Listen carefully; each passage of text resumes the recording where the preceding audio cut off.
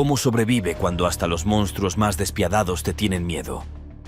El mundo del narcotráfico es una trampa mortal donde el poder se disputa con sangre, las traiciones son inevitables y un solo error puede condenarte para siempre.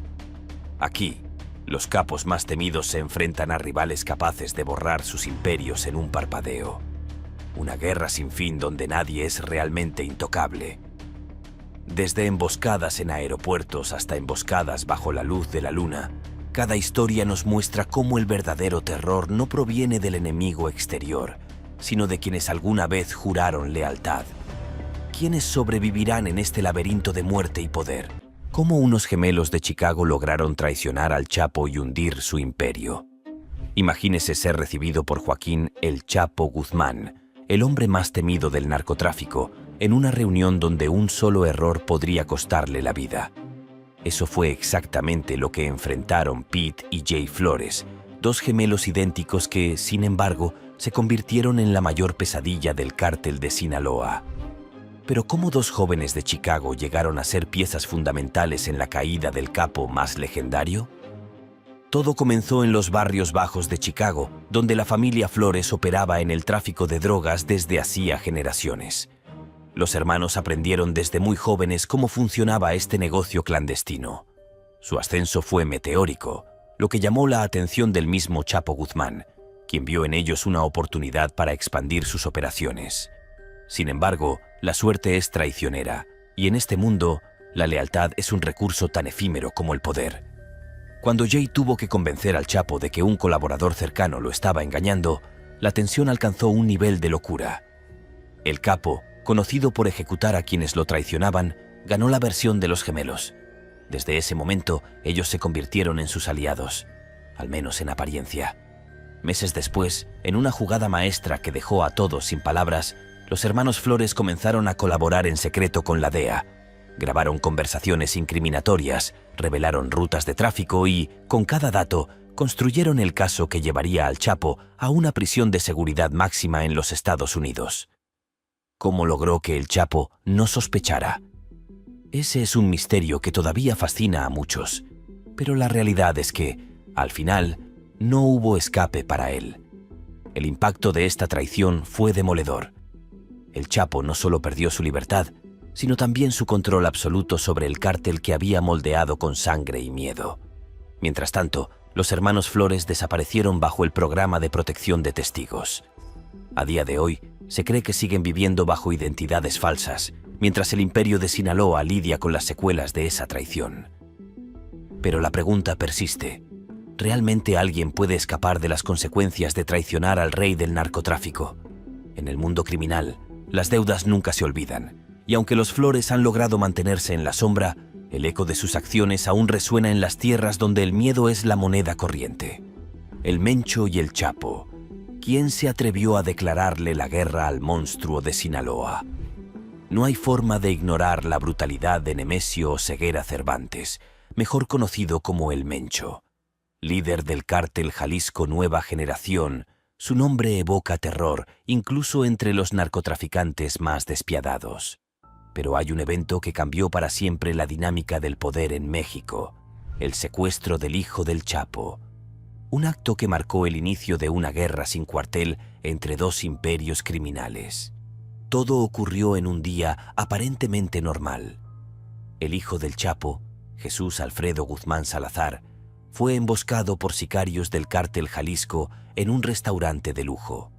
Lo llevaron cautivo y durante días el cártel de Sinaloa quedó paralizado por el miedo y la incertidumbre. ¿Por qué el Mencho se atrevió a cruzar esa línea? Algunos rumores sugieren que buscaba información confidencial para destruir las operaciones del Chapo, pero la respuesta no se limita a eso. Esto fue un mensaje claro: nadie es intocable. Contra todos los pronósticos, el joven fue liberado una semana después, pero el daño estaba hecho.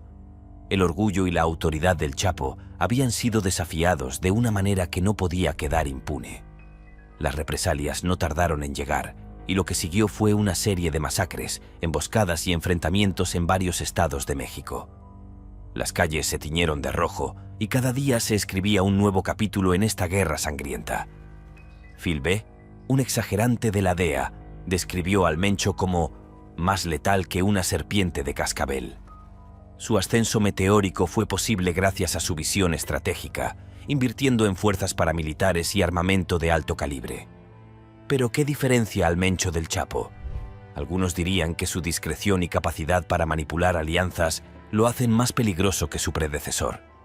A medida que los años pasan, esta rivalidad sigue siendo una de las más cruentas en la historia del narcotráfico mexicano. Los cárteles no solo luchan por el control territorial, sino también por el dominio psicológico. En este juego de poder, el miedo es tanto un arma como un escudo. Pero la pregunta queda abierta. ¿Quién saldrá victorioso en esta batalla sin final aparente? La traición más sangrienta. ¿Cómo los Beltrán Leiva se convirtieron en los enemigos mortales del Chapo? En este reino de sombras donde el miedo es el idioma oficial, no solo existen enemigos externos. Las traiciones más devastadoras suelen venir de aquellos que alguna vez fueron considerados hermanos. Y nadie lo entendió mejor que el Chapo Guzmán, quien experimentó en carne propia la furia implacable de los hermanos Beltrán Leiva. Esta es la historia de cómo la lealtad se convirtió en odio y finalmente en una de las guerras más sangrientas que México haya visto. Los Beltrán Leiva, fundadores de la organización BLO, crecieron junto al Chapo en las mismas montañas de Sinaloa. Juntos construyeron un imperio criminal que dominaba buena parte del país. Pero, como en todas las tragedias clásicas, el poder y la ambición fueron una mezcla letal. ¿Cuándo se rompió todo? Algunos apuntan al año 2008, cuando Alfredo Beltrán Leiva fue arrestado en un operativo sorpresa. Desde ese momento, la desconfianza comenzó a carcomer los cimientos de la relación. Rumores venenosos recorrieron los pasillos del cártel. El Chapo habría traicionado a Alfredo para salvar a sus propios hijos. Los hermanos Beltrán Leiva no lo dejaron pasar. Arturo Beltrán Leiva, conocido como El Barbas, juró venganza. Lo que siguió fue un despliegue de terror pocas veces visto. Las calles de México se convirtieron en campos de batalla, con emboscadas y ejecuciones dirigidas a los aliados del Chapo. La intensidad del conflicto aumentó cuando 2 altos funcionarios de la Policía Federal fueron asesinados en plena Ciudad de México. La brutalidad del BLO había alcanzado un punto de no retorno. Las autoridades, presionadas por la opinión pública, lanzaron una cacería sin precedentes para atrapar a los responsables. Sin embargo, cada captura o muerte solo intensificaba el ciclo de violencia. La traición ya había hecho su obra. Por otro lado, el Chapo no se quedó de brazos cruzados. Ordenó represalias despiadadas contra el BLO, consolidando su dominio en ciertas regiones estratégicas. No obstante, el costo fue altísimo. Familias enteras quedaron atrapadas en medio de este enfrentamiento, viviendo en un estado de pánico constante. Las balas no respetaban fronteras ni inocentes, y el eco de cada disparo resonaba en los corazones de quienes no tenían otra opción más que sobrevivir. Años después, con el Chapo encarcelado, muchos se preguntaron si esta guerra alguna vez tuvo un ganador. Arturo Beltrán Leiva fue abatido en 2009, pero el BLO no desapareció del todo. La rivalidad sembró odiosa en generaciones futuras, creando facciones que aún hoy mantienen viva la llama del conflicto. Este es el oscuro recordatorio de lo que ocurre cuando la ambición eclipsa la lealtad. Las alianzas se rompen, los aliados se convierten en enemigos y la única constante es el derramamiento de sangre. ¿Hasta dónde llega el precio de una traición? En el mundo del crimen parece que no hay límites. El imperio del cártel de Sinaloa se desgarra desde adentro. Los conflictos con los hermanos Beltrán Leiva ya habían dejado cicatrices profundas en el cártel de Sinaloa, pero lo peor estaba por venir. Lo que parecía un reinado imbatible se tambaleó aún más cuando surgió una nueva amenaza desde el interior. La lucha de poder entre los herederos del Chapo y su antiguo aliado, Ismael El Mayo Zambada. Aquí no solo se trataba de control territorial, era una guerra generacional que reescribía las reglas de la traición y la supervivencia en el mundo del narcotráfico. El Mayo Zambada, un hombre con décadas de experiencia en el tráfico de drogas, había sido el estratega silencioso detrás de muchos éxitos del cártel. Mientras el Chapo acaparaba los titulares con sus minas espectaculares y su vida ostentosa, el Mayo mantenía un perfil bajo, construyendo una red de contactos políticos, financieros y criminales que le otorgaban un poder casi impenetrable. Pero todo cambió cuando el Chapo fue extraditado a los Estados Unidos. En ausencia del líder máximo, las tensiones internas comenzaron a escalar peligrosamente. Los chapitos, como se conoce a los hijos del Chapo, Alfredo, Iván y Ovidio Guzmán, no estaban dispuestos a ceder el legado de su padre. Su ambición por tomar el control absoluto los llevó a enfrentarse directamente con el Mayo, desatando una serie de enfrentamientos que sembraron el terror en múltiples regiones de México, particularmente en Sinaloa, Baja California y Sonora. Pero ¿cómo se llegó a este punto? Durante el juicio del Chapo en Nueva York, una revelación encendió la chispa del conflicto. Vicente Zambada Niebla, hijo del Mayo, testificó en contra del antiguo líder del cártel. Esta traición pública fue vista por los chapitos como una afrenta imperdonable. Desde entonces, la rivalidad se volvió personal. No era solo una disputa por el poder, sino una cuestión de honor y venganza. En un intento desesperado por consolidar su autoridad, los chapitos recurrieron a métodos brutales. Reclutaron a Andrés Rubio, alias El Gallo, un peligroso sicario conocido por sus vínculos con el tráfico de totoaba en el Golfo de California. Rubio se convirtió en la fuerza letal que necesitaban para enfrentarse al Mayo. Las calles se llenaron de emboscadas y ataques coordinados, mientras cada facción intentaba demostrar que era la más poderosa. Por otro lado, el Mayo, a pesar de su edad avanzada y problemas de salud, no retrocedió. Su experiencia y conexiones internacionales le permitieron conseguir armas y apoyo de grupos extranjeros, incluyendo contactos en Rusia. Las operaciones militares del cártel se intensificaron y la población civil quedó atrapada en un escenario dantesco de masacres y balaceras. Las autoridades intentaron intervenir, pero la complejidad del conflicto superó sus capacidades. Los operativos federales se vieron frustrados por la corrupción y la infiltración de los cárteles en las instituciones. Los enfrentamientos continuaron, con escenarios tan violentos que parecían sacados de una película de guerra. Familias enteras abandonan sus hogares, huyendo de un infierno que no muestra señales de detenerse. El punto álgido de esta guerra interna fue la operación conocida como el Culiacanazo, en la que Ovidio Guzmán fue capturado por fuerzas especiales mexicanas. Sin embargo, la captura desató un caos absoluto en Culiacán, con decenas de sicarios del cártel tomando la ciudad por completa. Las imágenes de vehículos blindados, calles bloqueadas y civiles aterrorizados dieron la vuelta al mundo. Ante la presión de la violencia desatada, el gobierno de México ordenó la liberación de Ovidio, un acto que muchos interpretaron como una señal de que el cártel aún tenía el control. A pesar de esto, la disputa entre los chapitos y el Mayo no se detuvo. Los combates continuaron, dejando un saldo de muerte y desolación. ¿Qué se necesita para acabar con un imperio que se desangra desde adentro? Aparentemente, solo el propio cártel es capaz de destruirse. Lo cierto es que este enfrentamiento no solo redefinió las estructuras de poder en el crimen organizado, sino que también dejó una lección aterradora. En este mundo, la lucha por el control nunca termina. Las heridas abiertas en esta guerra siguen supurando en las comunidades afectadas, donde el miedo se ha vuelto un compañero permanente. Y mientras los protagonistas continúan luchando por el legado de sus familias, las sombras del pasado nunca dejan de acechar. ¿Hasta cuándo puede sostenerse una guerra de traición y poder sin que todo colapse por completo? La venganza que sacudió dos imperios criminales. El cártel de Sinaloa parecía insuperable, incluso con sus batallas internas, pero una nueva tragedia pondría a prueba la resistencia de sus rivales más cercanos. El cártel de Juárez. La muerte de Julián César Carrillo Fuentes, hijo de Amado Carrillo, conocido como el Señor de los Cielos, fue el golpe definitivo que encendió una guerra de proporciones épicas. ¿Qué tan lejos estarían dispuestos a llegar los Carrillo para vengar esta pérdida? Este asesinato no fue un simple ajuste de cuentas. Fue un mensaje brutal y despiadado enviado por los enemigos históricos del cártel. Julián César, quien había asumido un papel clave en la organización de su familia, fue emboscado en su propia residencia en Sinaloa.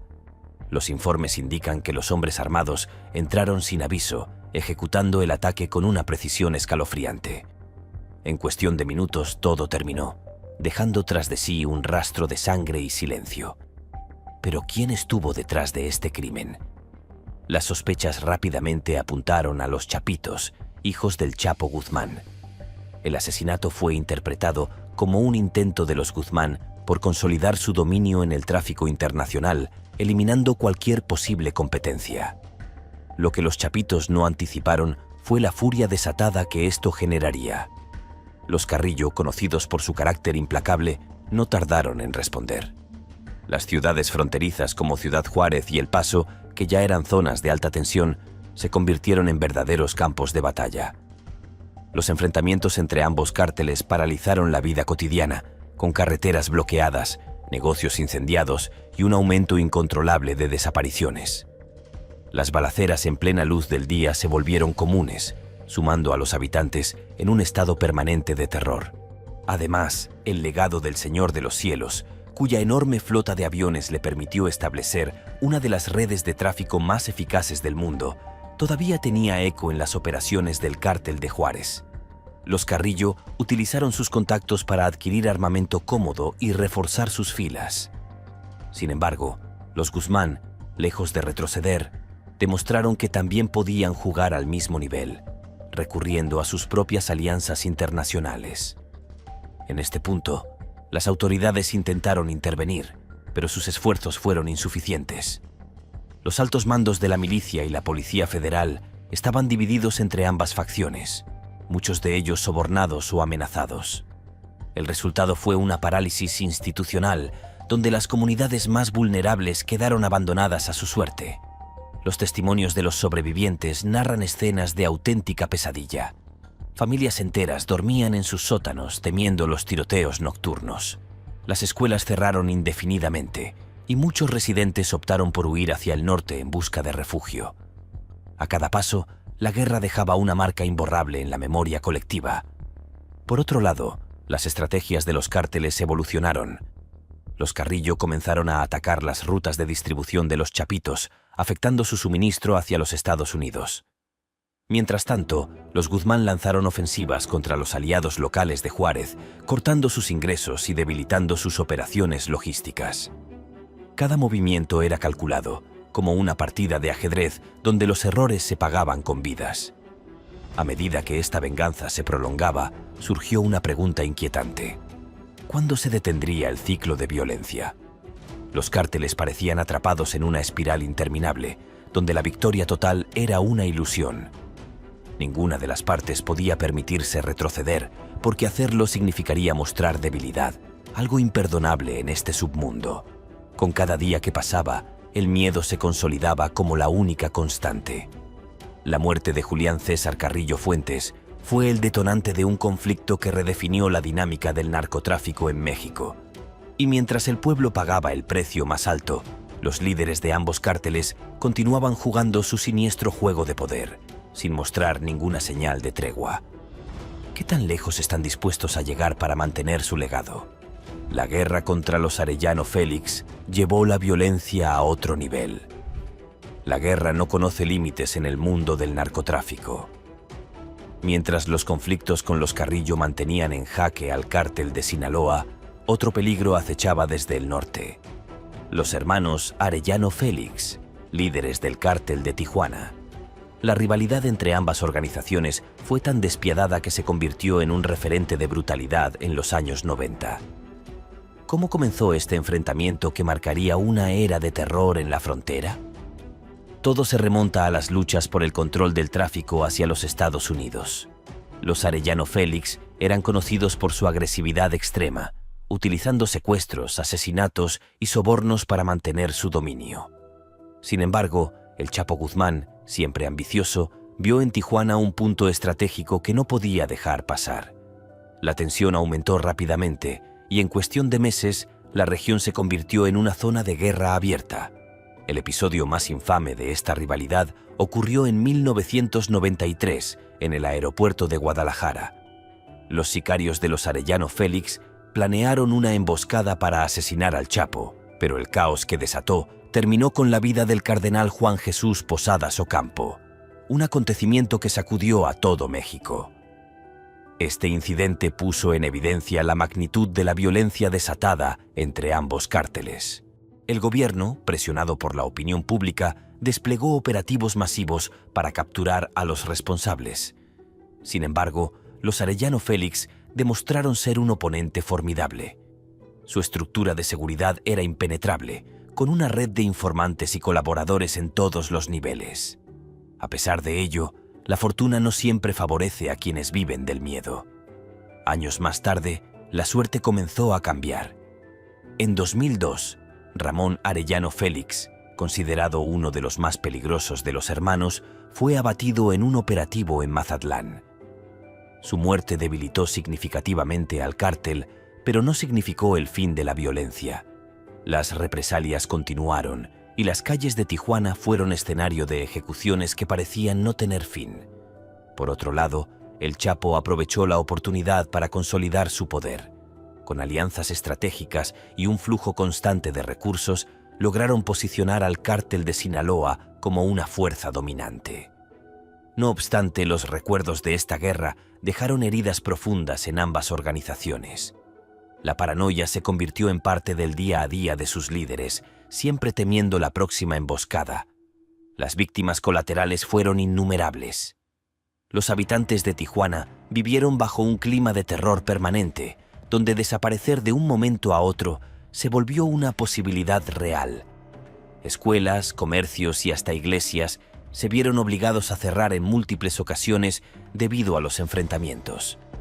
Las imágenes de cuerpos abandonados en las calles se volvieron parte del paisaje, un recordatorio brutal de la guerra que no daba tregua.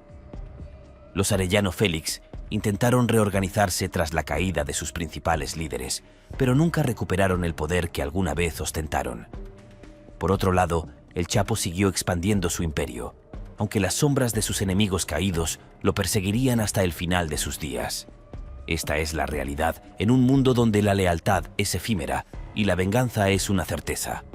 Los Arellano Félix demostraron que incluso el más temido puede ser desafiado, pero también aprendieron que el costo de la guerra es incalculable. ¿Cuántos más caerían antes de que la rueda de la violencia se detuviera? En este mundo, la única respuesta es el silencio de los que ya no están. Los chapitos enfrentan su mayor amenaza con la captura de Ovidio. Los fantasmas de los enemigos caídos no eran la única preocupación para el cártel de Sinaloa. Tras la extradición del Chapo a los Estados Unidos, la guerra interna entre los chapitos y el Mayo Zambada se intensificó, pero un evento inesperado cambiaría todo el panorama: la captura de Ovidio Guzmán López en la operación conocida como el Culiacanazo. ¿Cómo una sola detención pudo poner en jaque a todo un imperio criminal? La madrugada del 17 de octubre de 2019, fuerzas especiales del Ejército y la Guardia Nacional realizaron un operativo para arrestar a Ovidio en una casa ubicada en un barrio residencial de Culiacán, Sinaloa. El plan parecía perfecto. La inteligencia había logrado ubicar a uno de los líderes de los chapitos sin que ellos lo supieran. Sin embargo, en cuestión de horas, el operativo se convirtió en una pesadilla. Los aliados del cártel, al enterarse de la captura, desatan el caos absoluto en la ciudad. Hombres armados bloquearon las principales avenidas, incendiaron vehículos y ubicaron instalaciones estratégicas. Las imágenes de camionetas blindadas y civiles corriendo por sus vidas fueron transmitidas en tiempo real, mostrando al mundo la magnitud del poder del cártel. La tensión escaló al máximo cuando los sicarios amenazaron con atacar a las familias de los militares involucrados si no liberaban a Ovidio. El gobierno, ante la presión y el peligro inminente, tomó una decisión controvertida: liberar a Ovidio para evitar un baño de sangre. La noticia de esta rendición provocó una ola de indignación en México y fuera de sus fronteras. Muchos vieron en esto una señal de que el cártel tenía más control que el propio Estado. Aunque los chapitos celebraron este triunfo, las consecuencias no tardaron en llegar. Las autoridades intensificaron sus operativos en busca de los líderes restantes, y el cártel de Sinaloa comenzó a enfrentar una nueva ola de persecuciones. Sin embargo, la verdadera amenaza seguía viniendo desde dentro. Los rumores de una posible traición por parte de sectores leales al Mayo comenzaron a circular, creando aún más desconfianza entre las facciones. Los ciudadanos de Culiacán, por su parte, quedaron marcados por esta experiencia. Las cicatrices de ese día permanecen en la memoria colectiva, con testimonios desgarradores de personas que vieron cómo la violencia invadía sus hogares. Algunos aún se preguntan, ¿quién tiene realmente el poder en México? Esta batalla dejó en claro que los chapitos no solo luchan contra sus rivales externos, sino también contra sus propios aliados y la presión constante de las fuerzas del orden. Pero el mensaje fue contundente. El cártel de Sinaloa sigue siendo una fuerza con la capacidad de alterar el equilibrio de todo un país en cuestión de horas. El final inesperado de un sicario que se creía intocable. En el mundo del narcotráfico hay quienes parecen inalcanzables, protegidos por la violencia que ellos mismos controlan. Uno de estos hombres fue Andrés Rubio, alias El Gallo, un sicario que se convirtió en pieza clave de los chapitos. Sin embargo, su historia culminó en un final tan trágico como impactante. ¿Qué llevó a este hombre temido a encontrar su destino en las calles de San Felipe? El Gallo había trabajado durante años al servicio de los chapitos, liderando un grupo de sicarios altamente entrenados. Antes de entrar de lleno en el tráfico de drogas, se había dedicado al contrabando de totoaba, un pez en peligro de extinción cuya vejiga natatoria es considerada una exquisitez en el mercado asiático. Este tráfico le valió su primer reconocimiento en el submundo criminal, pero fue su lealtad a los Guzmán lo que lo llevó a ascender. Sin embargo, en abril de 2022, todo cambió. Rubio fue emboscado por un grupo de atacantes en San Felipe, Baja California. La escena fue digna de una película de terror. Alrededor de las 9 de la noche, mientras el Gallo salía de su residencia para comprar comida, fue sorprendido por hombres armados que le dispararon sin piedad. Los testigos escucharon 14 detonaciones, y el cuerpo de Rubio quedó tendido en la calle con múltiples heridas graves. Los servicios de emergencia llegaron al lugar, pero era demasiado tarde. Rubio falleció antes de llegar al hospital, dejando un vacío de poder en las operaciones de los chapitos. Su asesinato desató una nueva ola de especulaciones. ¿Quién lo había traicionado? Algunos apuntaron al Mayo, otros al Cártel del Mar, antiguo aliado de Rubio en el tráfico de totoaba. La lista de enemigos era larga, y en este juego mortal nadie es realmente intocable. Tras su muerte, las autoridades encontraron el vehículo utilizado por los atacantes abandonados y en llamas en un depósito de chatarra cercano. Pero, como ocurre con muchos de estos casos, no se realizaron arrestos. El Gallo pasó a formar parte de la extensa lista de líderes caídos, cuyo legado es envuelto en el misterio y el miedo. Los chapitos, lejos de quedarse de brazos cruzados, reforzaron su seguridad y comenzaron una cacería interna para descubrir a los responsables. La desconfianza se profundizó, y cada movimiento dentro del cártel fue observado con lupa. La lección era clara. En este mundo, la muerte siempre está a un paso, incluso para quienes creen tener el control absoluto. El asesinato de Andrés Rubio dejó un mensaje inquietante. Nadie, sin importar su rango o lealtad, está a salvo en el mundo del crimen. Y mientras los enfrentamientos continúan dejando cicatrices en las comunidades afectadas, una pregunta resuena en el aire. ¿Cuánto tiempo más podrá sostenerse un imperio construido sobre el miedo y la traición? La traición del mundo interior desgarra el cártel de Sinaloa. El asesinato de Andrés Rubio, el sicario leal a los chapitos, no fue el final de las luchas internas. Con cada muerte, la desconfianza crecía y las facciones dentro del cártel de Sinaloa se encontraban al borde de una ruptura total.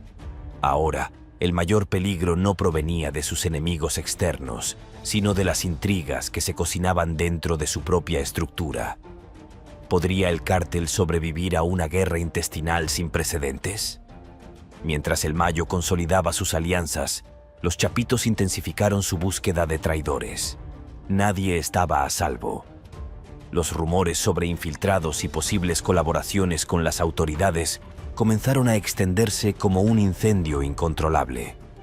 Alfredo, Iván y Ovidio Guzmán no confiaban en nadie fuera de su círculo más cercano. Operaciones encubiertas y purgas internas se convirtieron en una práctica habitual. Las ejecuciones de antiguos colaboradores eran llamadas a cabo en secreto, y las fosas clandestinas se multiplicaban en las regiones bajo su control. Por otro lado, el Mayo, con décadas de experiencia, evitaba caer en el juego de la violencia descontrolada. Su estrategia era más astuta. Empleaba el silencio como su mejor arma. Contactos en las fuerzas federales, viejas deudas de favores y alianzas discretas le permitieron mantenerse un paso adelante de sus jóvenes adversarios. Mientras los chapitos se debilitaban con su paranoia interna, el Mayo consolidaba su control sobre las rutas clave de distribución, particularmente en Sonora y Chihuahua. La tensión alcanzó su punto máximo cuando un operativo sorpresa capturó a uno de los principales comandantes de los chapitos en San Luis Río Colorado. Las represalias no se hicieron esperar. Durante semanas, la región fue escenario de ataques coordinados contra bases y negocios asociados al Mayo. Sin embargo, el líder veterano no respondió con la brutalidad esperada, sino con una maniobra estratégica: dejar a los chapitos agotar sus recursos en enfrentamientos prolongados. Mientras tanto, la población civil quedó atrapada entre las facciones rivales. Las historias de masacres y desapariciones se volvieron comunes, dejando a millas de familias en el desamparo. Los organismos internacionales comenzaron a denunciar la crisis humanitaria en el norte de México, aunque sin mayores resultados. Para quienes vivían el horror a diario, la sensación era clara: el fin de esta guerra no estaba cerca. Los analistas del crimen organizados plantearon una pregunta inquietante: ¿se estaba debilitando el cártel al punto de su colapso? Aunque los líderes seguían ejerciendo un control considerable, la falta de unidad amenazaba con desmoronar el imperio que el Chapo había construido. Pero en el narcotráfico nada es predecible y las sorpresas nunca se hacen esperar. Los hermanos que encontraron su destino final en una guerra que no perdona. El destino del cártel de Sinaloa parecía seguir el ciclo eterno del narcotráfico: poder, traición, caída. Sin embargo, un capítulo aún más oscuro se escribió con los últimos enemigos mortales del Chapo: los hermanos Arellano Félix. Estos líderes del cártel de Tijuana, quienes durante años fueron considerados invencibles, encontraron su destino en una guerra que los superó, que los llevó a convertirse en leyenda y a desaparecer de la historia criminal. La rivalidad entre los Arellano Félix y el Chapo fue una de las más feroces del mundo criminal. Ramón Arellano Félix era el más temido, conocido por su violencia implacable. Durante la década de los 90, Tijuana se convirtió en un infierno de secuestros, ejecuciones y corrupción sin límites. El cártel controlaba la frontera con Estados Unidos, utilizando su poder para mantener a raya a cualquier competidor. Sin embargo, el Chapo, decidido a expandir su imperio, no se dejó intimidar. Los intentos de asesinato entre ambas partes fueron constantes. La paranoia se apoderó de los Arellano Félix, quienes comenzaron a desconfiar de todos, incluso de sus propios aliados. Finalmente, en 2002, Ramón fue abatido en un operativo en Mazatlán, un golpe del que el cártel de Tijuana nunca se recuperaría. Sus hermanos intentaron mantener el control, pero el declive fue inevitable. Las capturas de otros líderes, como Benjamín Arellano Félix, marcaron el principio del fin para el cártel. Sin embargo, la violencia no cesó.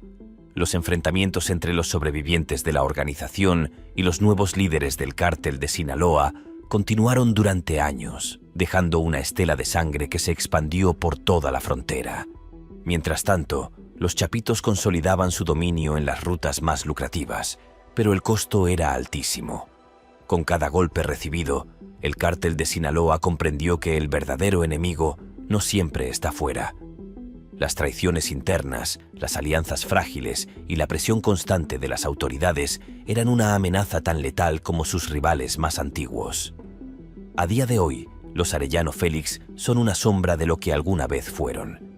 Sus nombres sobreviven en las leyendas del narcotráfico, recordados como líderes que llevaron la guerra a otro nivel, pero también como un ejemplo de cómo el poder puede ser tan efímero como la misma vida.